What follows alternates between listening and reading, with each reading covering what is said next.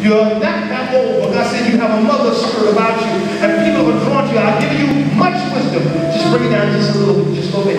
I'll give you much wisdom, and I'm going to give you people that are going to stand by you. God said you are going to be also a counselor, where you're going to counsel and teach and instruct them.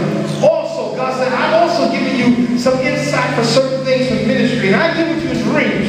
And God said, I'm going to even again show you some other things in dreams. And I'm going to begin to bring it into about. I see through you school, and you are like a daycare school for children.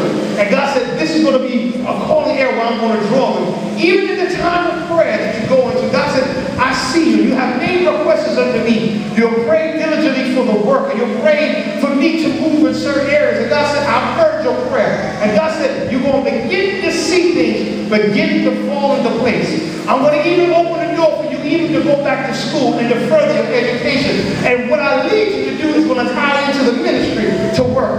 God said, I see you standing in white, standing before people, speaking and ministering to people, and weeping for the soul, even in the hospitals.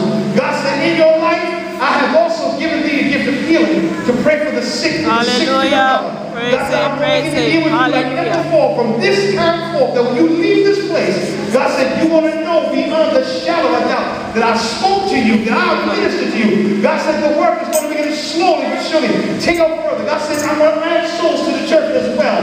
God said, my child, rejoice. And again, I say, rejoice in me. Father, I thank you for her. I ask you, God, to touch her like never before, from the crown of her head to the soles of her feet, even in her body. Let her feel the power of God go through. I rebuke any weakness, any ailment, by the power of God, in the name of Jesus. Touch. Jesus' name, be healed. Jesus' name.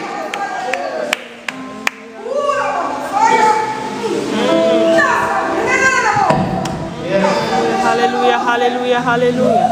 Yes, Lord, Lord, I thank you.